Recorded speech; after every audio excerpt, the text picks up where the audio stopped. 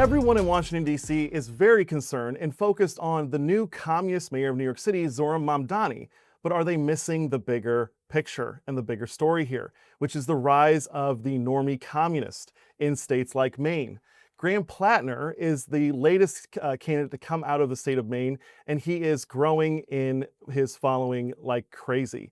This is in spite of having a Nazi tattoo and radical Reddit posts. So what's going on here and what's happening in Maine? Maine is one of the most normie states in the country. It is one of the most secular states, working class, honest people who feel left behind.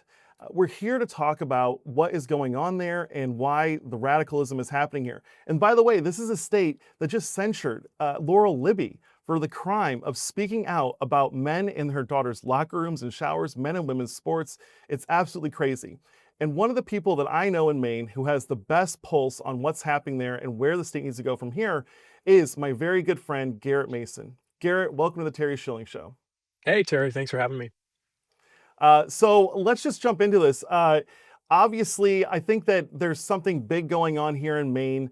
It is the state of Susan Collins, Olympia Snowe. These are like very normie, Republicans. The Bushes are from Maine.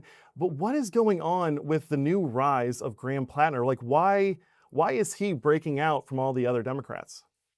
Yeah, I think, and I think your monologue was great. Maine is a normie state. We're very normal. We'll elect anybody if they have good ideas.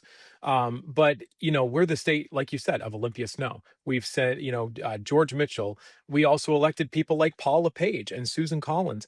It's not necessarily about how far right or how far left you are. It's about good ideas. And what you're seeing right now in Maine, I truly believe, is a microcosm of the big fight that's going on around the country. I think all of us were stunned when we started to hear Graham Platner and and when he came out. I mean, he had a meteoric rise. He had one of the best rollouts I've ever seen.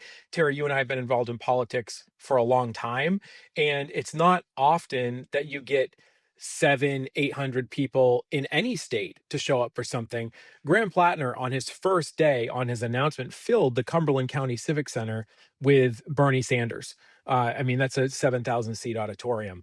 So he had a meteoric rise. And then it only took a couple of months before we started to find out who Graham Platner really was. I mean, he said some incredibly racist and homophobic and all kinds of wild stuff on Reddit just as few as 4 years ago. But, when you look around the country, this isn't incredibly surprising anymore. The left has been co opted by radicals. And I think we just saw it in New York. We're seeing it now in Maine, that this is a real faction of the left and they're getting traction. And I think it's important for conservatives to understand why. Well, Garrett, I do think you mentioned a very important name, which is Bernie Sanders. And I think that what people really often forget is that they were in 2016 when President Trump was elected the first time.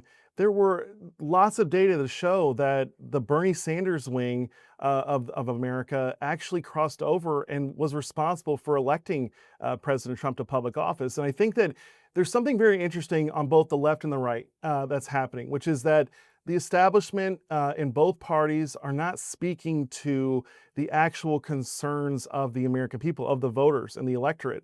And what's happening is you're seeing, the electorate embrace candidates like Bernie Sanders, who they believe, I think, sincerely believe that he really wants to do what's best for them, for their families. He wants to help them put more food on the table. He wants to return back to where you can support a family off of one income if you want. And the same Crazy, thing right? happened with, it's totally crazy. Yeah. Um, Yeah. but the candidates like him and Trump, while they seem like they're on the opposite sides of things, they're both indicting the establishment, the Yeah. elites in this country that have sold the working class, the working families of this country out.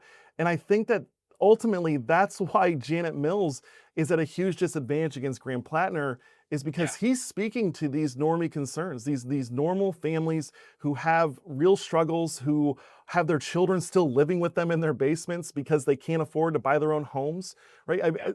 Speak to that. Like, what is the path forward to for Republicans if they hope to? Because, like, look, we can't do communism. Communism has failed every time it's been tried. But if we don't address it, we are going to get more Mamdanis. We are going to get You are. more, John Fettermans, and we will get a Graham Platner. So, what is the Republican path forward here? So I did a whole show on this, and if you go to my YouTube channel at the Garrett Mason Show, you can look at this entire episode that I did on what went wrong on election day of 2025. What you're seeing on with Graham Platner, what you're seeing with a guy like John Fetterman, even though I would say right now John Fetterman is pretty moderate compared to a guy like Graham Platner or Mayor-elect Mamdani in New York. But what where those two sides meet is populism. And I think populism gets a really bad rap. I think when people talk about populism, they think it's wishy-washy politics, or they think it's, not rooted in any kind of theory. But what it's rooted in is what is happening, what are the problems of the people in the current time. The difference is how you address them, and people want their problems addressed. You're seeing Graham Platner, for all of his ilk and all the horrible things that he's said, you're seeing him address issues like affordability. You're seeing him address issues like personal privacy. Like he's addressing a range of issues that people really care about. Trump did that. I think as conservatives, sometimes we lose our way. I think what happened in the election is that we did not embrace Trump populism. I think we didn't embrace addressing the needs of the people in our own way, because what people are looking for is they're looking for a solution. They're not looking for an ideology. And if you're not careful, they're going to choose whatever option is in front of them. I think a lot of politicos, people like you and me who are immersed in policy and are well read on everything on every website, forget is that people are living their everyday lives, and you have to give them a product that they believe in. And right now, if you don't offer anything, and the communists of the left, like the Mamdanis and the Platners, and I say that for real, Graham Platner has said in multiple occasions that he is a communist. He has said that. That if you don't give them conservative populism that addresses their problems, they're going to choose the option that they have. And right now, and I think in the past couple of weeks, that option was Mamdani Platner communism. And we cannot allow that. Just like you said, we have to offer our own bold solutions that we have been offering for the past 10 years and have worked. And what happened on Tuesday is that we stepped away from that. Talk to me. So, Susan Collins, I think nationally, she gets a bad rap. She's been with the Republicans every time it really matters. She came through big time with Brett Kavanaugh, for example. I mean, Yeah. she's the main reason why the Supreme Court is 6-3. Make the case for why conservatives nationally, Republicans nationally, should prioritize helping get her across the finish line. So Susan Collins, really in Maine is above party. We saw that in 2020 when she ran against an establishment candidate in Sarah Gideon, and she won with over 9%, more than 50%. That's really important in Maine because we have ranked choice voting. And if you don't get over 50%, then you might not win the election in the second round. Susan Collins is with us, is with conservatives 80-90% of the time. And you're right. A large part of the reason that we have the Supreme Court that we have is because of Susan Collins. She was the vote that allowed Brett Kavanaugh in. She's also there for Neil Gorsuch, and she's been consistent on the way that she chooses to vote for judges on whether it's Bill Clinton, George W. Bush, Barack Obama, or Donald Trump. She's been consistent. Listen, I understand why people get frustrated with Susan Collins, but I think here in Maine, you have to understand, if you throw up somebody really, really conservative, or you throw up, um, you know, a Rick Scott, or you name some really conservative United States senator, they're not going to get elected in Maine. They're just not. Susan Collins has been able to weave a thread to bring a large coalition of Mainers together as a Republican. She's the only Republican senator north of Pennsylvania to be elected in a blue state. And Mainers have learned this lesson before. In 2012, there was a conservative uprising against former Senator Olympia Snowe, who voted very similarly to Susan Collins. And Senator Snow decided it wasn't worth it, and she probably wasn't going to win that primary. And now we have Angus King, who is an independent, just like Bernie Sanders, votes with the Democrats most of the time. And now we get somebody who votes on our side virtually never. So I think we have to be really conservative in states like careful in states like Maine, where Susan Collins is a viable and fantastic option for the people, and she votes with us most of the time. So we just have to be we have to protect her at all costs, in my opinion. I know Susan Collins personally; she's a great fit for Maine, and I feel very confident that she's going to win in the next election. Can you unpack ranked choice voting? Because I know that a lot of people are not in states that have this. It is an interesting way to hold your elections. Can you break that down, explaining to people how that works, just so the listeners, understand what's going on here? Well, let me just tell you this, it's horrible. It's a absolutely abysmal way to It's run an horrible. election. Um, and so ranked choice voting is basically an instant runoff system. So if you have multiple candidates, and Maine has strong third parties, Maine is very similar to Alaska in that it's not surprising to see a Green get 5 to 7% of the vote. It's not unusual for an independent to get elected. You just only need to look at a guy like Angus King, who won both as governor and United States senator as an independent. So third parties are a big deal, and it's rare that anybody gets elected with more than 50% of the vote. Janet Mills was the first governor in over 50 years to get more than 50% of the vote in Maine. So ranked choice voting was instituted in 2018. In fact, when I ran for governor in 2018, that was the first ranked choice voting election in America, and it was a disaster.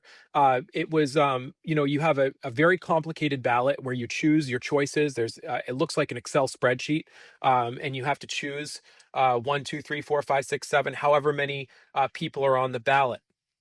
Um, what happens is the person who is in last place at the end of the tally, their votes get taken and moved to whoever their second choice was. And it goes on and on and on until you get 50% of the vote. In 2018, Bruce Poliquin was the incumbent representative from Maine's second district. He was a Republican, the only Republican in New England at the time. And our current Congressman, Jared Golden, won on a ranked choice ballot. Bruce Poliquin was actually the winner in the first round, and then the second round came in for the smaller independent candidates, and it propelled Jared Golden to victory. So, we have seen what happens, and in Maine specifically, and why it was done. It was to disenfranchise Republicans and make sure that you didn't win. However, in Maine, they made a mistake. Our Constitution says that state offices are elected by a plurality, which means that for statewide elections, for state senator, state representative, governor, are first past the post. Every other election, so our federal elections, are ranked choice voting, including our primaries for everything. So it's a very complicated system in Maine. And what the worry was for Susan Collins is in 2020 that she was going to fall under 50%, and those third parties were going to propel Sarah Gideon to victory. But that didn't happen. Susan Collins got almost 58% of the vote on the first round, so ranked choice wasn't needed. Hmm. That's what we're looking at right now. And with a guy like Graham Platner and a few other third party candidates, if he has a strong message, and I do believe we can go on record on this, I think Graham Platner is going to be the Democrat nominee for United States Senate. With a guy like him, I think that Senator Collins, I think she can pull off more than 50%, but it's going to be a lot closer than last time because of what we said before. He's offering solutions in an aggressive way on real problems. Uh, in a communist style. So we have to be careful of ranked choice voting. If you have it in your state, run from it as fast as you can. I had a friend of mine from Georgia. As you know, they have a runoff situation with their races. You have to get over 50%. A friend of mine in Georgia, Republican, asked, "So ranked choice voting, how'd that work out for you guys? Seems like a really easy way to do things." And I probably talked to him for an hour about how horrible it is. So yeah, ranked choice voting, it's a huge problem, and it's different than Alaska too. The Alaska system is different from Maine. So Well, I wanted to unpack Maine too, because I'm fascinated by that, because it's a Trump plus nine district, but they've elected Jared Golden. I think ranked choice voting has something to do with that. But yeah. before I go into that, you're very bullish on Platner beating Janet Mills. I want to know why. Why do you think like how are things going in Maine? Has she how's unemployment? How are the bread lines, so to speak? What's the welfare rolls The up bread to? lines. I mean, how has she done as governor? Do you think she's done a poor job as governor, and that's why he's likely to beat her? So I think actually Janet Mills has incredibly high opinion polls here in Maine. However, there's a couple of things that Janet Mills is the victim of that maybe isn't of her own doing. Number one, she would be the oldest United States senator ever elected to office as a freshman at 78 years old. And I think both on the left and the right, I think folks are just tired of baby boomers running everything. And she's the victim of that. And a lot of Democrats are just saying, "You're too old. Thank you for doing what you did, Governor. But it's time for a new generation of leadership." So I think there's part of that. The other thing as well is independents generally run the gambit. Some are very conservative and don't want to be part of any party. Some are very liberal and for the same reasons don't join the Democrats. In Maine, there's a lot of people who are independents who are very left wing, very, very left wing. And in Maine, they can vote in any primary they choose. So, independents who are very left leaning can vote in the Democrat primary. And you're seeing a lot of them be willing to do that for Graham Platner. So I think that that's also an option as well, is those left-wing folks are saying, I'm not voting for Janet Mills. She's more moderate than this guy, and I want an extremist. So you're also seeing that. But like I said, he is filling town halls all over the state. In Damascotta, Maine, just last week, super small town on the ocean, he put 700 people in a room and had to turn people away. He is bringing out people on his own accord, and you're seeing it. It's very left wing, very radical people who are coming out of the woodwork for this guy, and it's similar to what you saw with Mamdani in New York. Well, look, I was talking to my team when we were doing the show notes for this episode, and the thing is, like, I get Graham Platner. Like I've seen his speeches. He's going after the same bad guys. Like if I was Yeah, going to run for office, I would be listening to the same bad guys. I'd be listening to the same.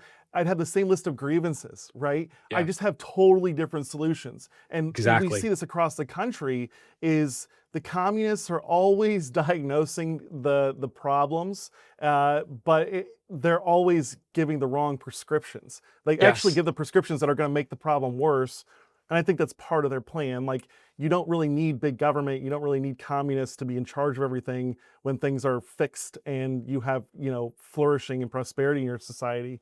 Um, so I get the draw there.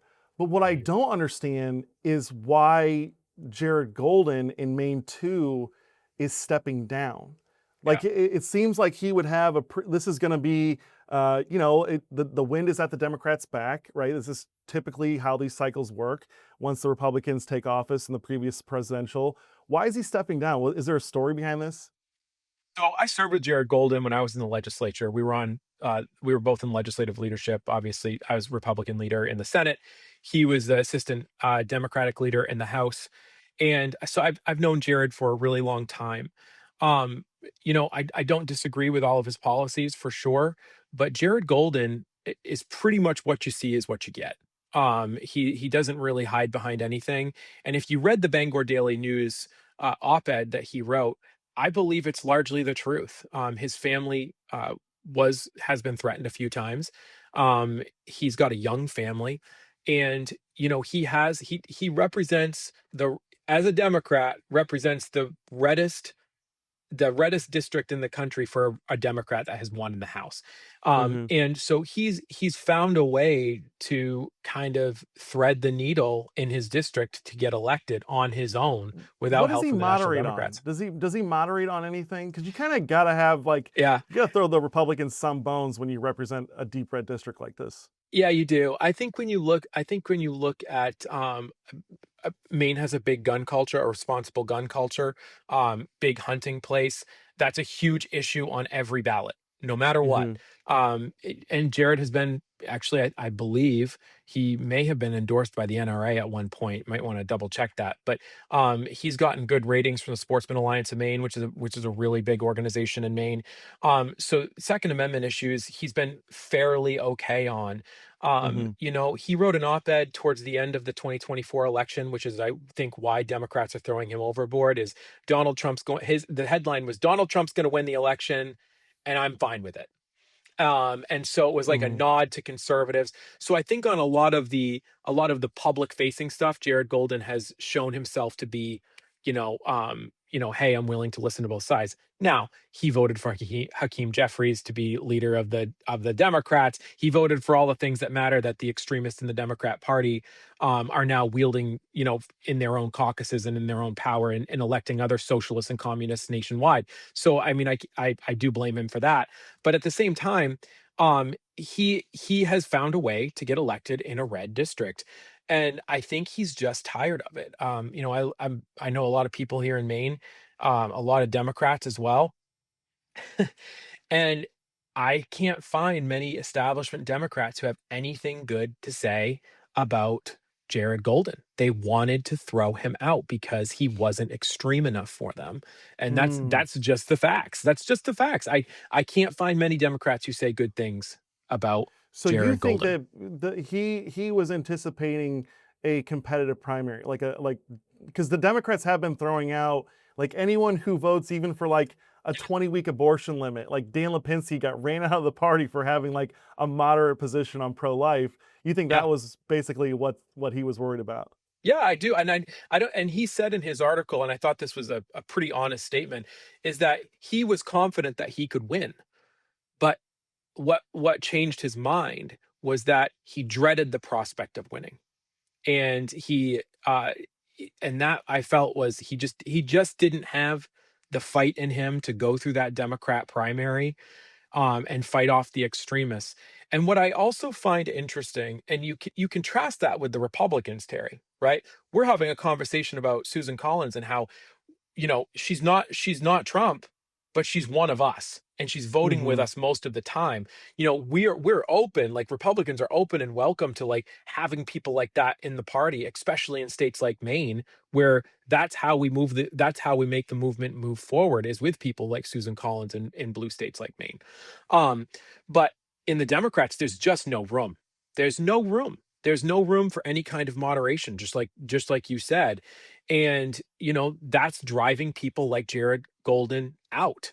And it's ushering in people like Graham Platner and Zorhan Mamdani, is extremism, with a really nice veneer, or in Graham's case, the Oysterman veneer, which is a complete joke. I mean, as a side note, He went to um, DC prep schools, right? he did. Well, no, he went to a prep school. The guy has, his grandfather was an architect, a very famous architect, and designed the windows of the world at top of the former World Trade Center. He also designed very modern furniture. I think that was actually his father.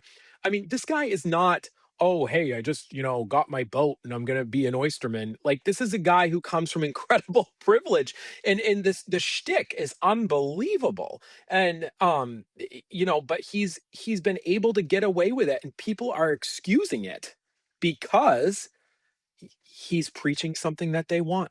They want affordability at the expense of anybody they deem to be rich. So Yeah. but that's what Jared Golden was facing. Is he had a wild uh, uh, confrontation from the left. If you really dig it, like if you go back to like Karl Marx, he was like the son of very wealthy parents, like a total loser. He really reflected like the kids that we see today and the people that we see running as like overt communists today. He's like exactly Failed who these theater kids kids. are. Yeah, they're Failed they're theater failed kids. theater kids. They Yeah. live off of other people's wealth. Like Karl Marx would like romance like elderly rich women and like sleep with Yeah. them, and like that's like kind of like the whole shtick that younger communists have today. Um, Have you ever I seen do think Zorha that have you ever seen Zorhan Mamdani's parents' Airbnb listing for Uganda? and no, I'm sure it's Wild. outrageous. Wild. I no, these are all kids of privilege, and I think that like they really didn't earn it. Their parents probably, it's like third or fourth generation wealth, right? And that's where you get into really dangerous territory. And the founding fathers are very concerned about that. That's actually what they were concerned about when they wrote about licentiousness, is creating this Mhm. like class of elites and who were extremely prosperous that didn't really care about what happened to the rest of us. But do you think that if the Dems go with someone more extreme in Maine too, that it'll be easier to win, or could you see a situation where the landscape is just like ushers in someone like Graham Platner, and because that victory is so big and sweeping that we get another more radical Democrat in there?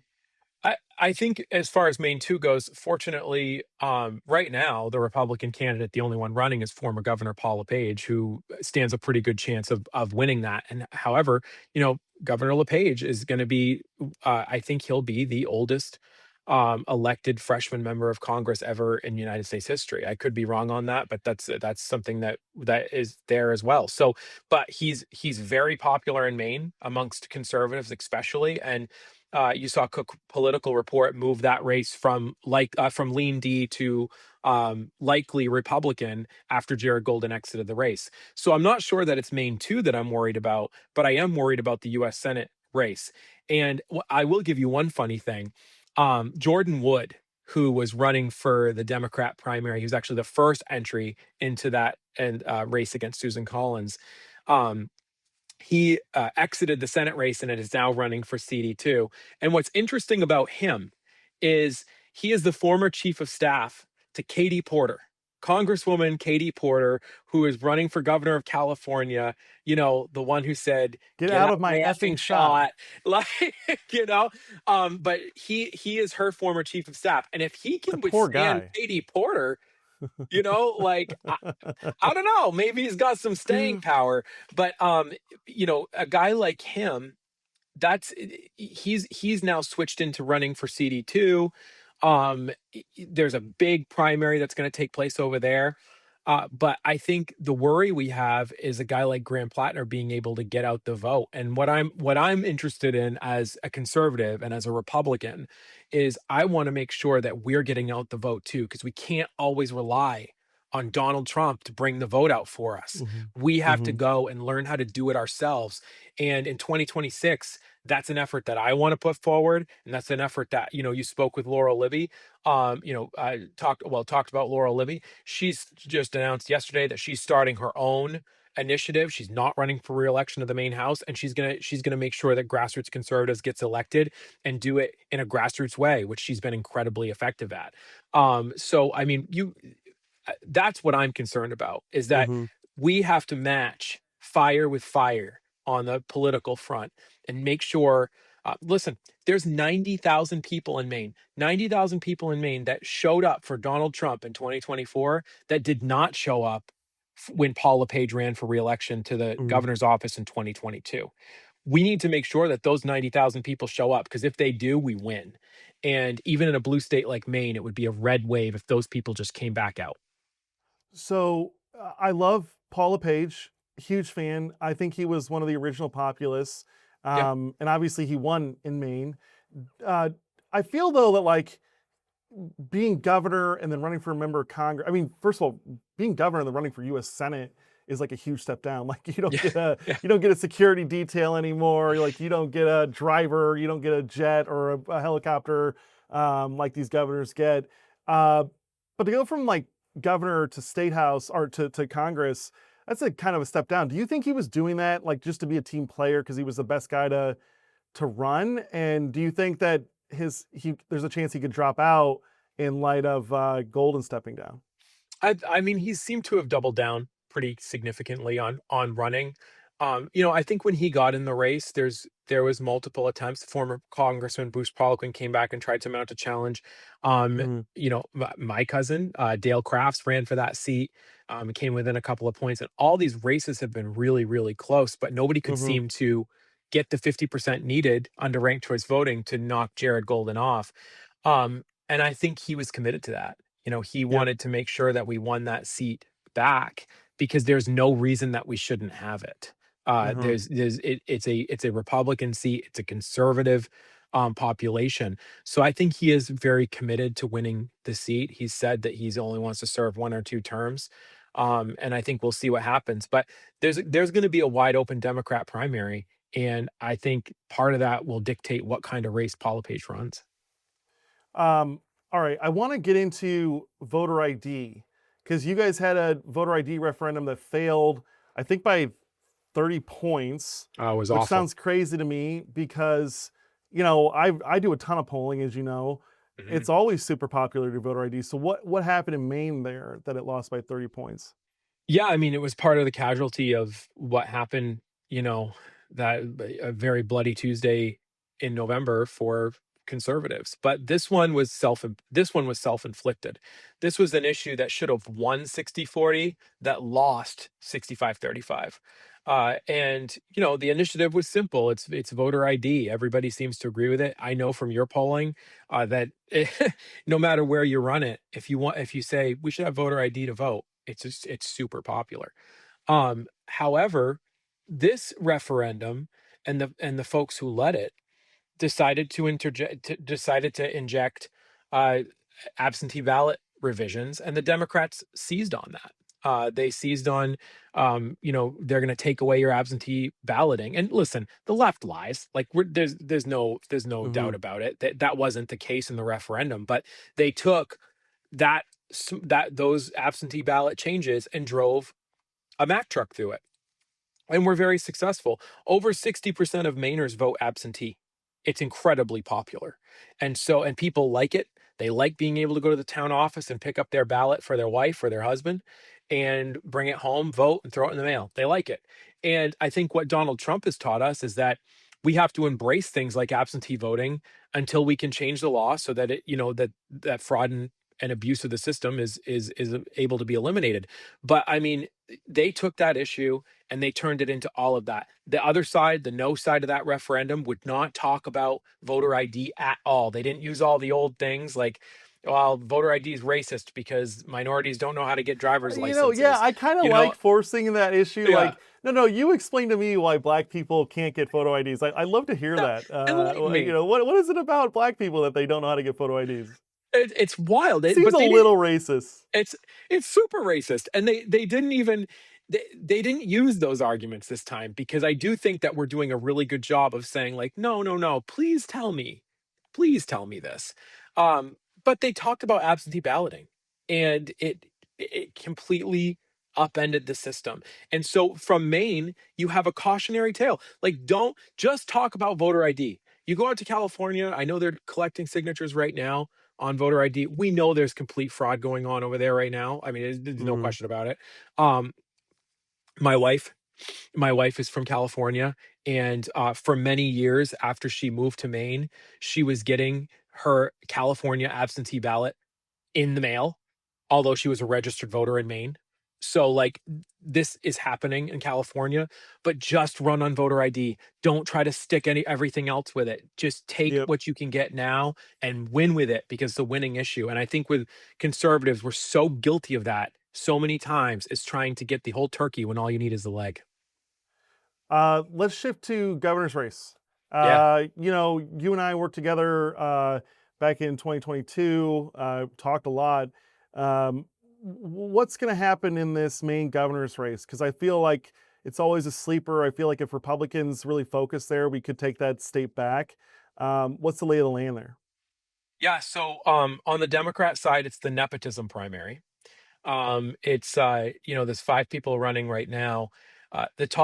Two of the top contenders. One is Hannah Pingree, who, if the name sounds familiar, you're right. It's Congresswoman Shelley Pingree's daughter. She's probably the likely candidate to get the nod from the Democrats. And then one of the other folks running in that race is Angus King III, son of U.S. Senator Angus King. So there's a nepotism primary going on there, which I think is hilarious. And then the other guy, and I wanted to mention to you specifically, is Nirav Shah, who is he is the sloppy seconds from Illinois that Maine got the benefit of having. If you don't know who Nirav Shah is, and I know you got a big Illinois audience just because of where you and your family are from.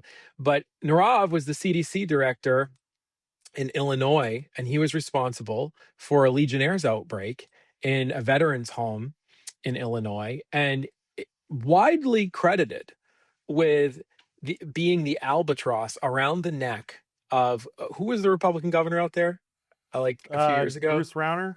Yeah, he's the albatross around Bruce Rauner's neck. And he was the reason that he didn't get reelected, or one of the reasons he didn't get reelected. But good news for Maine. He came up here and he ran our CDC, and we got the benefit of having Nirav Shah during COVID. And he became a little bit of a celebrity. And he had chocolate bars named after him, sandwiches at delis, because everybody just loved Nirav Shah. I can tell you, not everybody liked Nirav Shah, and he enforced some of the most draconian COVID restrictions on Mainers. And he has also decided that after living in Maine for 3 years, he's qualified to be our governor. So I really hope that he doesn't get the primary, although if he did, it would be awfully fun to run against him. So we'll see what Yeah, happens over there. can I just say, like, I get it. I get why people call these COVID tyrants, their power that they use draconian in those times. But like, that's a terrible euphemism for like killing old people, Yeah, right? Like that's what that's what these people did. Like, yeah, I get it. Like, I like draconian because it kind of brings out Dracula and like a vicious murderer.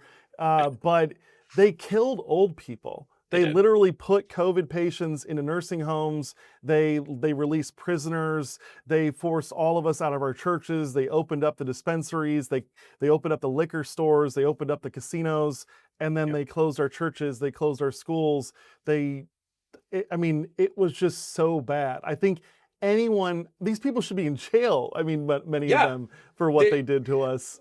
And well, the and I think suicides, I mean, holy cow. The suicides, the drug overdoses, yes, like people lost their purpose and their meaning in life because of what they did in COVID. And I just think these people should be in jail. there's this horrible story of oh, there's many horrible stories, but there was one in particular of a guy. He was a lobsterman, and he was a severe heroin addict. And there's stories of this everywhere in Maine. The lobstering community has a huge drug epidemic in its midst. But this guy had been clean for a long time, and there was they weren't able to go out on their boats. They weren't able to go collect lobsters. And this guy relapsed, and he died of an overdose. And it was a really sad story, and that happened in all over the place, and that was directly because of Nirav Shah and some of the ridiculousness that he put out there. And the thing that's unforgivable for me, in conjunction with all of that, I think one of the most basic human institutions is a funeral. No matter Yeah. what society that you're in throughout human history, saying goodbye to someone is something that no society, they don't have a tradition. Like, everybody has a tradition of saying goodbye. Um, and they took that from us. And there's people in my family that we didn't really get to say goodbye to. And you only have that short window of time where you can do it appropriately. And that for me is one of the most egregious things. My dad got married during COVID. He got remarried. My mom passed away 7 years ago, and my dad got remarried during COVID, and it was a joke. We had to sit down, we Mhm. couldn't get up from our tables, like, we had to sit down in pods, and, like, they could come around, but if we had stood up, we had to put our masks on. It's just a joke. And, like, I think some of our human institutions, I don't think that's forgivable. I don't think it's forgivable to take those away from people, because you can never get those back. And a guy like Nirav Shah ought to be hiding in disgrace rather than, trumpeting the fact that he, ran Maine during COVID. I mean, get lost, Yeah. seriously. I don't care what No, party you're part of. no, I think the cruelest thing for the whole COVID, I mean, yeah, murdering people's terrible, but forcing people to die alone Yeah, was yeah, the most cruel and the most inhumane. I mean, like it's so bad. I have friends whose parents had cancer during that time, and they went into the hospital, and then they literally never saw them again. yep, Uh, because of all the protocols that were just so horrific and inhumane.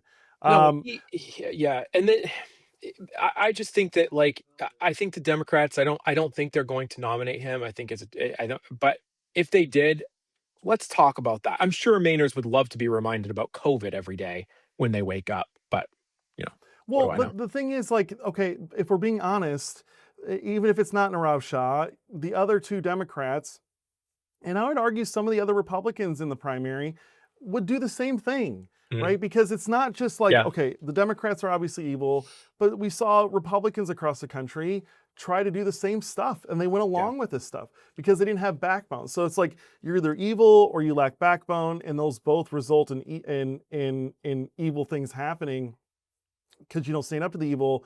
Why do you think Maine's in play though, for Yeah, Republicans? so, Maine is in play, it always is in the governor's race. It always is because we don't have to do ranked choice for the election. Maine's also in play because we have a strong tradition of independent and third party candidates. You also have another guy running, um, named Rick Bennett, who's a current senator. He actually used to be chair of the Maine Republican Party, but Rick loves to be a chameleon. Rick loves to be whatever he needs to be to get forward. And he's running as an independent, will have a pretty decent following.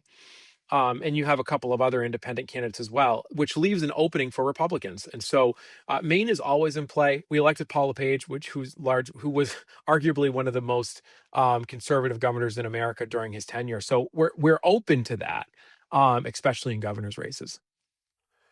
So I think one of the signs of optimism and hope there is like you guys have had some really good victories at the school board level. Can you unpack that a little bit for everyone? Yeah, so in Maine, we're a local control state, man. So like we run our the chief directors of our schools is our local school board.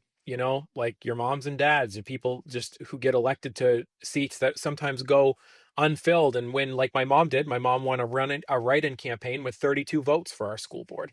And those people can direct policy. I'm sure people will remember Janet Mills and our governor at the East Wing of the White House telling the president that she will see him in court on his transgender policies and his transgender executive order.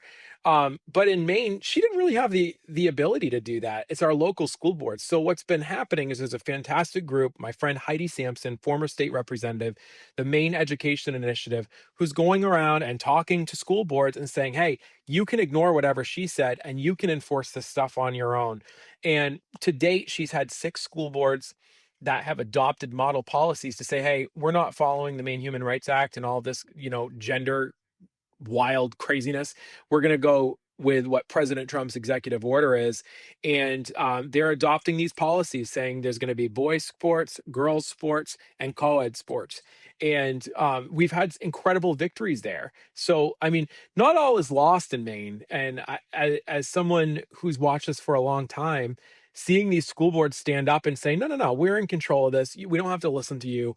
And reclaiming these spaces for girls is super important. And in fact, the Maine Girl Dads Coalition, which I'm a proud Maine girl dad, just launched a signature drive to protect girls' sports.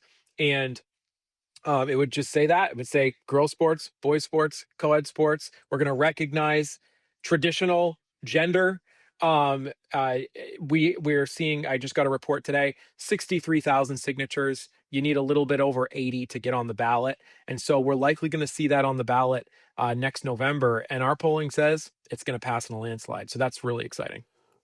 Dude, the local control is so important. Like, the more I dig it. By the way, Heidi Sampson is fantastic. Yeah. I got to hang out with her earlier this year. I went and spoke at one of the GOP Lincoln Day dinners, and she introduced me. But I met her through the Common Core fight. Yeah. She's been a local education leader there for so long, and just fantastic.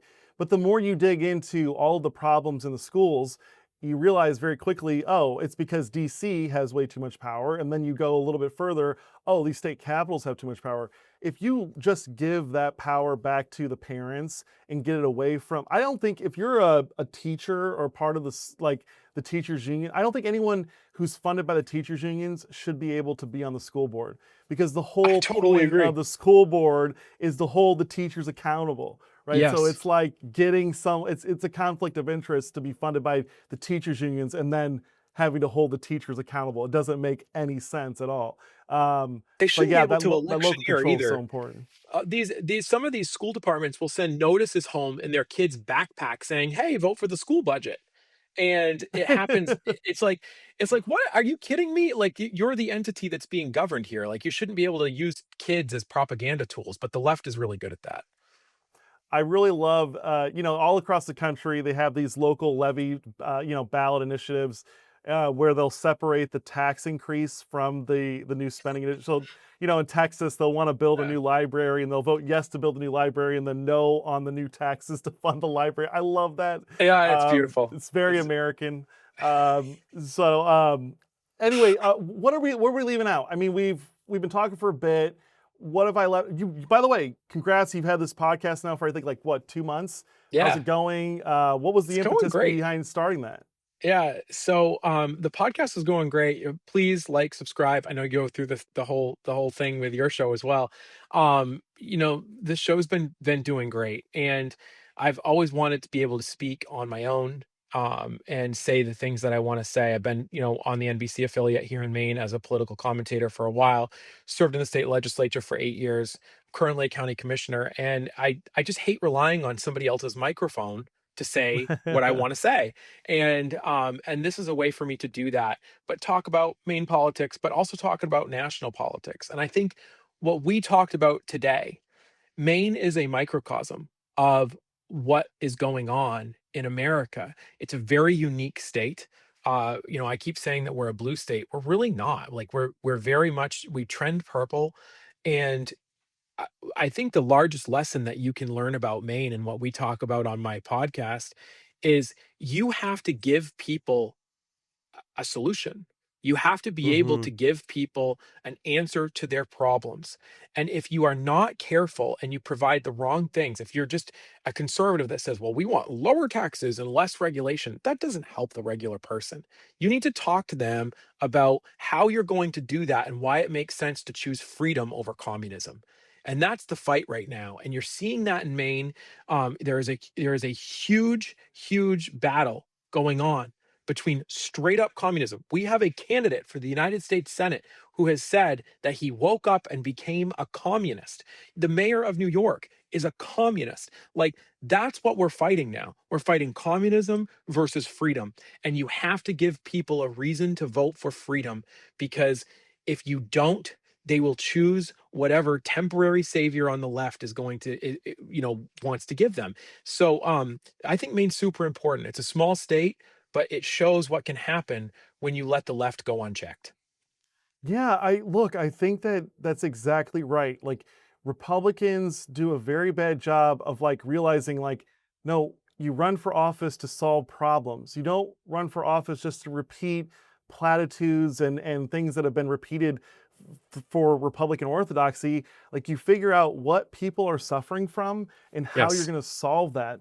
And I think that that's ultimately why President Trump got elected, why he was unstoppable in 2016, Yeah. why he got reelected and most recently, you have to address the things that people are concerned about. And I think that it's twofold. I think it's telling voters what you're going to do to make their lives better through the policies you're going to enact, but then also showing voters how your opponents, how their priorities are totally mixed up. Right? You look at Trump's campaign ads in 2024. He was talking all about getting back to working class America, protecting Americans, getting back to law and order, but also showing that the Democrats care way more about they them, and Yeah. Donald Trump cares about you. Yeah. Right? She wants to put boys in your daughter's sports, boys in your daughter's locker rooms and showers. She wants to pay for sex change procedures for federal inmates. Like, is that why we're paying taxes? Like, is Yeah. that why I write my check to the government every month? It's Yeah. I don't crazy. care if my taxes are low if that's what it's going to. Exactly. I don't it, and that's you're totally right, Terry. You're totally right. And I think, that's why I have started to look at my own future and what's going to go on here in Maine. And I think, you have to be able to communicate effectively. And what I love about President Trump is President Trump lives by an ethos that you see in the business world all the time, and it's under promise and over deliver. And I think a lot of times as conservatives, we overpromise and we under-deliver.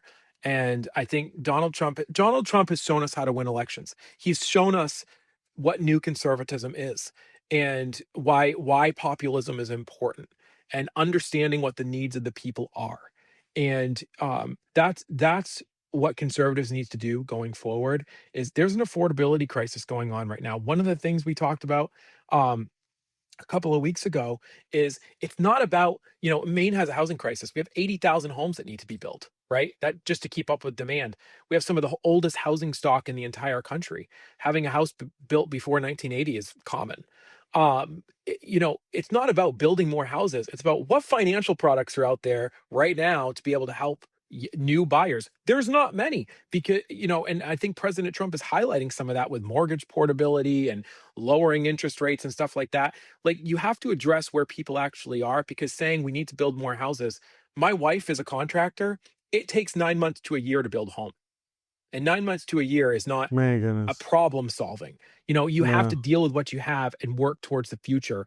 Some of the traditional conservatives and what they're saying about, lower taxes and less regulation, that's not building a house today. That's not opening the market today.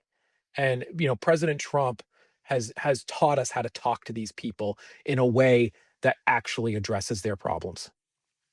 Well, look, I think that the first party that really comes out with a serious and compelling plan to lower housing costs for young people is going to win, and they're going to win by huge margins. Because not only will they win that Gen Z and that millennial vote that's been struggling, like I have friends that want to get married, that want to start a Yeah. family, but they can't Yes. afford to get out of their parents' basement, right? So I Yep. think not only will you win that Gen Z and millennial vote for generations to come if you can get them their first home and figure out how to solve that. But you'll win the boomers again because the Yes. boomers want these kids out of their basement, right? They Yes. want grandkids. Most of them do anyway. There's some weirdos that actually don't want grandkids. I read this article, I think it was the New Yorker, about this mom who kind of likes having her son live with her because I he saw waits on her that, hand and foot. It's Terry. totally crazy. Yeah. Like those are the mentally ill mothers that we need to be protecting our children from, by the way. I love Um, that term. but Yeah. anyway, so all right, closing words, Garrett. And by the way, I really hope you give some consideration to how you can help Maine out down the road, because if we don't get younger voices in there combating Graham Platner, like we got to have someone that can speak to these concerns that working families have, that doesn't do it in a way that's going to make the problem worse. Graham Platner is obviously going to make the problem worse, but we got to figure out how to do this at the state level, how to make Maine, a state for young people, a state for young families, for working families. And I think you'd be a great leader for that cause. So I hope you give that some consideration. I appreciate that. And I'm biased, but I think Maine is the greatest place in the world to live, raise, and grow a family. I really do. I believe that. Uh, Maine is one of the best places just to disconnect and get away from it all. And you really can do that here. And I know you were close to Charlie Kirk, and one of Charlie's last public events was here in Maine. And he spoke at the same place that you did in Old Orchard Beach at Dune Grass Country Club, and him and his family spent a lot of time in Maine. And he said it was one of the places I got to spend about an hour and a half, 2 hours with him on that day. And he told us that was, Maine was probably the last place on the planet that he felt that he could come and reconnect not only with God, but also with his family. And I believe that Maine is just the greatest place in the world. And so I definitely am giving some consideration into running for office. Actually, just this week, we launched an exploratory committee for governor. I'd be lying to tell you if it wasn't the job that I always wanted to have, because it is. And we've gotten incredible, in- incredible reaction. I've been pretty honored by the people who have stepped forward and said, Garrett, we need you to do this. So over the next couple of weeks, we're gonna take a hard look at if I'm the right guy. Can I lead Republicans to victory? And if I can, then we'll jump in. But definitely, I definitely want to save Maine for my little girl, and hopefully for a lot of generations after that. All right, my man. Well, thank you so much, Garrett, for joining the Terry Schilling Show, and I'm glad to be on your show as well. Yeah. Thank you guys for watching, and we will see you next week.